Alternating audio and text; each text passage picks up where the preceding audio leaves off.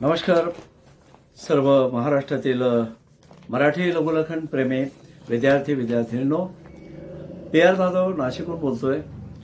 आपल्यापुढे आज विषय घेतलाय आपण मंत्रालयीन ज्या परीक्षा आहेत लघुलेखनाच्या त्या अजून बाकी आहेत, पण त्यामध्ये 80, 100, 120 अशा तीनही गतींसाठी आपल्याला काम करायचं आहे.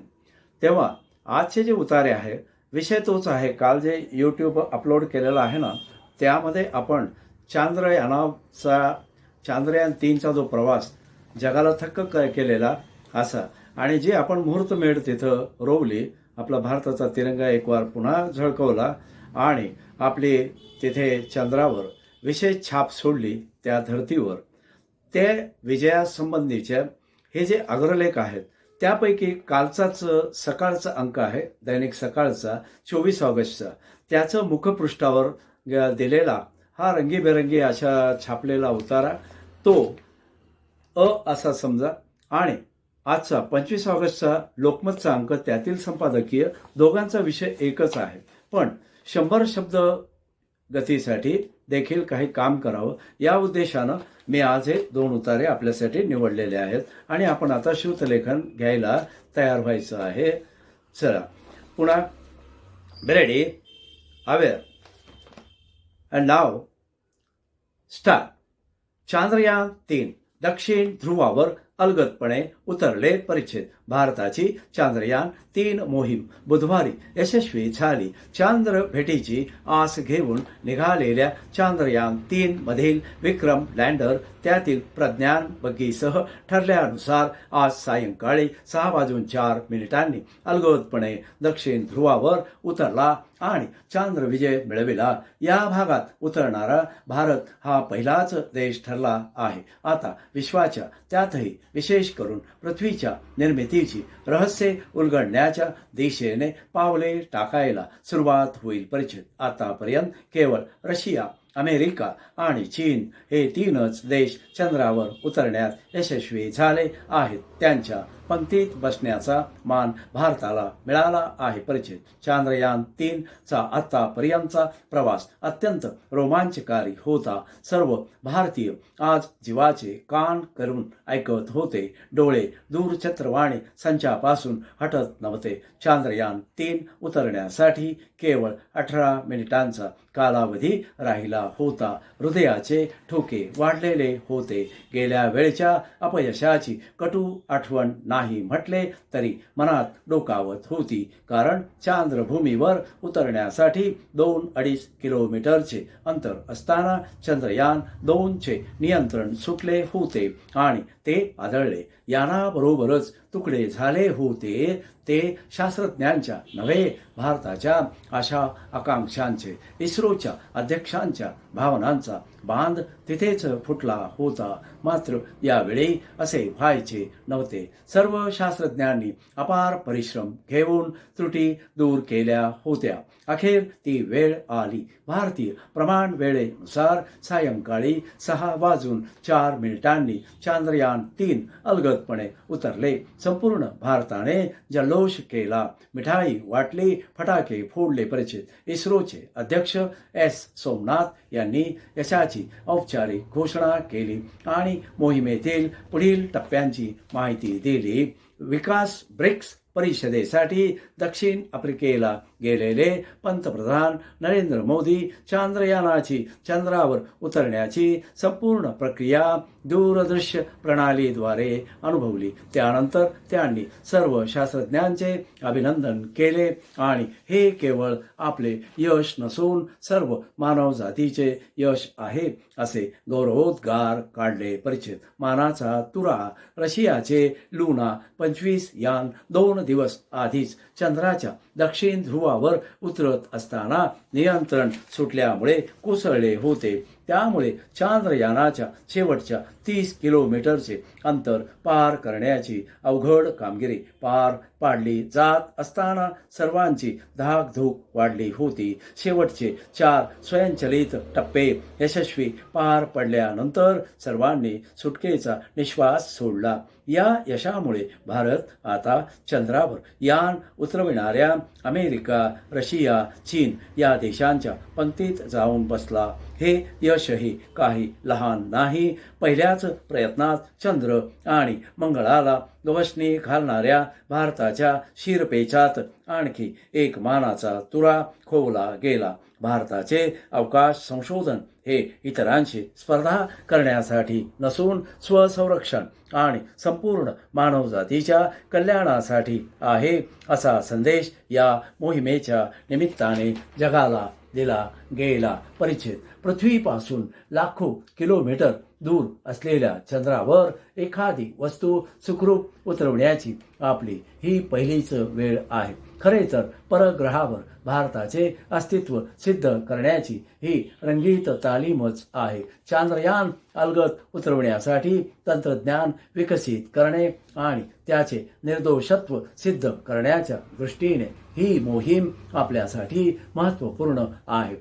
चांद्रयानाचा विक्रम लँडर चंद्रावर सुखरूप उतरल्यामुळे आपली वैज्ञानिक आणि तांत्रिक क्षमता जगासमोर सिद्ध झाली आहे. महत्त्वाची गोष्ट म्हणजे आपण चंद्राच्या दक्षिण ध्रुवावर उतरलो आहोत, जिथे आजपर्यंत कोणीच पोहोचले नव्हते. जैव भौगोलिक दृष्ट्या चंद्राच्या दक्षिण भागाचे आपले एक विशेष महत्त्व आहे. प्रज्ञान बग्गी आणि विक्रम लँडरमुळे चंद्राविषयीची नवी माहिती आणि विज्ञान जगासमोर येईल. त्यामुळेच चांद्रयान 3 चे लँडिंग केवळ भारतासाठी नाही तर संपूर्ण जगासाठी महत्त्वपूर्ण आहे. परिच्छेद ही मोहीम पूर्णपणे यशस्वी झाली नाही. ती चांद्रयान 2 ची मात्र चंद्राभोवती फिरणारा आर्बाबटर आजही कार्यरत असून चांद्रयान 3 साठीही तो उपयोगी ठरत आहे. त्यावेळी विक्रम लँडर चंद्राच्या पृष्ठभागावर उतरवण्यात अगदी शेवटच्या क्षणात तांत्रिक अडचणी निर्माण झाल्या. त्याचा बोध घेऊन आपण प्रज्वलन तंत्रज्ञान, नियंत्रण प्रणाली आणि लँडिंग सिस्टीममधील चुका दुरुस्त केल्या असून चांद्रयान 3 परिपूर्ण सज्ज केला आहे. इस्रो नेहमीच प्रयोगातून आणि अपयशातून शिकत आली आहे. Stop over. आता जो आपण उतारा संपवला तो सकाळ वृत्तपत्रातून, तेव्हा सकाळ पेपर्स लिमिटेड यांचं देखील विशेष धन्यवाद व्यक्त करतो, त्यांचं आभार व्यक्त करतो. आणि आता पुनश्च एकदा जाता जाता एक गोष्ट महत्त्वाची सांगतो. शेवटच्या परिच्छेदामध्ये चंद्राभोवती फिरणारा आर्बायटर, तो आर्बायटरचा उच्चार माझ्याकडून चुकीचा झालेला आहे, तेवढा लक्षात घ्या. आर्बायटर तर आर्बा ऑ, तिथे आवर चंद्रकोर आहे, ऑर बायटर, आणि ब ला काना बा आणि त्यावर रफार आहे, आर्बायटर. तर अशा प्रकारे आपण आता पुढे जातो आहोत लोकमत या अंकाकडे. तर पुन्हा लोकमत वृत्तपत्र समूहाचं देखील हार्दिक अभिनंदन आणि त्यांचे जाहीर आभार मानतो. आणि त्यातील संपादकीय आजच्या तारखेचं दिनांक 25 ऑगस्ट चकाके कोर चंद्राची, हे देखील आपण 100 मिनिटं ह्याच शब्दगतीने सूत्रलेखन घेतो आहोत. पहिला उतारा आपला जवळजवळ 6 मिनिटे एवढ्या वेळाचा झालेला आहे आणि हा आता आपण सुरू करीत आहोत. बेरडे नाव स्टार्ट. राखेतून जन्म घेणाऱ्या फिनिक्स या मिथकामधील पक्षाप्रमाणे भारतीय अंतराळ संशोधन संस्था इस्रोने 4 वर्षांपूर्वीच्या अपयशातून पुन्हा नव्या उमेदीने चंद्राकडे झेप घेतली. चंद्राच्या दक्षिण ध्रुवाच्या टापूवर विक्रम लँडर उतरविण्याचे अशक्य काम शक्य करून दाखविले. आधीच्या अंतराळ मोहिमा, विशेषतः चांद्रयान व मंगळयानावेळी भारताकडे कुत्सित कुत्सित नजरेने पाहणारे जग अवाक झाले.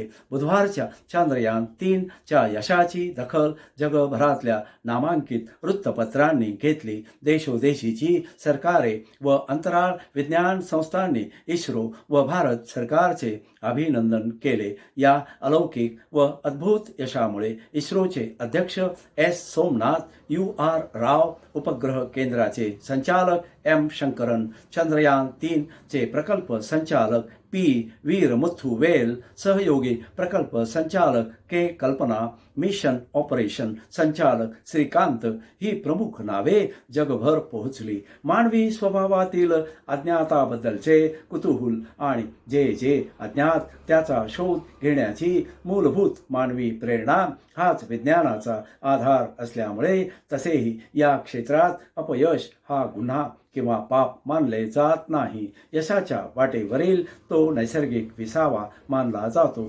त्यामुळेच चंद्रयान-2 मोहिमे वेळचे इस्रोचे अध्यक्ष K सिवन तसेच अनेक निवृत्त शास्त्रज्ञ नव्या मोहिमेत सहभागी होते. या सगळ्यांच्या सामूहिक प्रयत्नांनीच सोनेरी इतिहास लिहिला गेला. आता प्रियतमेला 14वीं का चांद ची उपमा देणाऱ्या रसिक भारतीयांच्या नजरा पुढचे 14 दिवस चंद्राकडे असतील. कारण चंद्राचा एक दिवस आपल्या 14 दिवसांच्या कालावधीचा असतो. विक्रम लँडरच्या कुशीतून वेगळा झालेला प्रज्ञान रोव्हर चंद्रावर कोणत्या ना कोणत्या अवस्थेत पाणी उपलब्ध आहे का याचा शोध घेईल. चंद्रावरील मानवी वस्तीचे वेध यापूर्वीच जगाला लागले आहेत, पण ती शक्यता पाण्याच्या उपलब्धतेवरच अवलंबून आहे. सूर्यमालेतील अन्य ग्रहांच्या तुलनेत पृथ्वीचा एकमेव नैसर्गिक उपग्रह म्हणून चंद्र खूप जवळ आहे. तो पृथ्वीभोवती फिरतो व सूर्याभोवतीही फिरतो. पृथ्वीभोवती फिरताना पुन्हा त्याच स्थितीत येण्यासाठी चंद्राला जवळपास 28 दिवस लागतात. त्यामुळे चंद्रावर दिवस व रात्र पृथ्वीवरील 14 दिवसांच्या कालावधीची आहे. तसा फिरतानाच जेव्हा तो पृथ्वी व सूर्याच्या मध्ये अडथळा बनतो तेव्हा सूर्यग्रहण घडते. जर तेव्हा चंद्र व सूर्याच्या मध्ये पृथ्वी येते तेव्हा चंद्रग्रहण अनुभवास येते. चंद्र व सूर्याच्या गुरुत्वाकर्षणामुळेच पृथ्वीवर समुद्राला भरती व ओहोटी येते. चंद्राचे परिवलन व परिभ्रमण थोडे कललेल्या स्थितीत असल्याने तसेच स्वतःभोवती व पृथ्वीभोवती फिरण्याचा कालावधी एकसारखा असल्याने त्याचा काही भाग कधीच पृथ्वीवरून दिसत नाही. चंद्राच्या ज्या भागात सूर्याची किरणे पोहोचतात तिथे प्रचंड तापमान, तर जिथे ती पोहोचत नाहीत तिथे प्रचंड थंडी असे विषम हवामान चंद्रावर आहे. कारण पृथ्वीसारखा अतिनील सूर्यकिरणांपासून बचाव करणारा ओझोन थर चंद्रावर नाही. उष्णता व थंडीच्या अशा तीव्र हवामानाचा चंद्रावर रेडिओ लहरी परावर्तित करणारा आयनोस्फियर तसेच एकूण वातावरणावर होणारा परिणाम रोव्हरवरील रंभा नावाचे उपकरण अभ्यासणार आहे. यातून निघणारे निष्कर्ष केवळ भारतच नव्हे तर आपल्या सूर्यमालेच्या टोकापर्यंत तसेच त्याही पलीकडे अन्य सूर्यांच्या परिवाराचा अभ्यास करू पाहणाऱ्या जगाला एकूणच मानवी समुदायाला उपयोगी ठरतील. म्हणूनच चंद्रयान-3 चे ऐतिहासिक यश केवळ भारताचे नाही समस्त मानवजातीचे आहे. तरी देखील भारताच्या संदर्भाने थोडेसे कटू असले तरी एक वास्तव नोंदवायलाच हवे. चंद्रयान-3 च्या रूपाने आपण दैदिप्यमान यश मिळविले. प्रत्येक भारतीयाची मान अभिमानाने उंचावली. ते स्वाभाविक आहे, कारण असे अभिमानाचे क्षण आयुष्यात कधीतरीच येतात. देशप्रेम दाटून आल्यामुळे चंद्रावरील मोहिमेच्या यशासाठी प्रार्थना, यज्ञ वगैरे ठीक असले तरी मिळालेले यश हे विज्ञान तंत्रज्ञानाचे आहे हे विसरायचे नाही. यशाचा जल्लोष करताना देशातील एकूणच वैज्ञानिक दृष्टिकोनाचे काय हा प्रश्न उपस्थित होतोच. अलीकडच्या काळात देशात छद्म विज्ञान जोरात आहे. प्राचीन भारतीय इतिहासाचे संस्कृतीचे गोडवे गाताना आधुनिक विज्ञान तंत्रज्ञानाचा दुस्वास करण्याचे ते नाकारण्याचे अभ्यासक्रमातून चार्ल्स डार्विनचा उत्क्रांतीवाद किंवा तत्सम मूलभूत गोष्टी वगळण्याचे वेड वाढीस लागले आहे. हे असे होत राहिले तर चंद्रयान-3 सारख्या मोहिमांचे यश विद्यार्थी ढोल वाजवून साजरे करताना दिसतील. त्यामागील गणित, विज्ञान, तंत्रज्ञान त्यांना मुळात समजून घेता येणार नाही. Stop over. आणि पुनश्च एकदा सर्वांना हार्दिक हार्दिक शुभेच्छा. आता हा देखील उतारा आपण 8, 45, 15, 9, 10, 11, 12, 13, 14 हा देखील उतारा आपण जवळजवळ 6.5 मिनिटे एवढ्या वेळाचा घेतलेला आहे. आणि पहिला उतारा साधारण 6.25 मिनिटाचा आपण घेतलेला आहे. हा जास्त मोठा घेतला. दुसरा उतारा जो आपण लोकमतमधून घेतला तो, आणि ते मुख्य संपादकीय लेख होता. आणि सकाळचा जो लेख आहे तो दिनांक 24 ऑगस्टचा, आणि त्याचं ते मुखपृष्ठ आणि मलपृष्ठ म्हणजे पाठीमागचं पान 2 मधील मजकूर होता.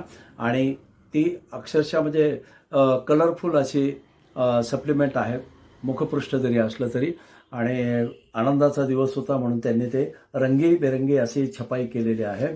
तो आपण अंक मिळवू शकता आणि अवलोकन करू शकता आणि त्यानुसार व्यवस्थित शब्दांचं संग्रह वाढवू शकता, संकेतरेखा जुळवू शकता. तेव्हा पुनश्च एकदा शुभेच्छा, नमस्कार. आणि आजचं काम संपवतो.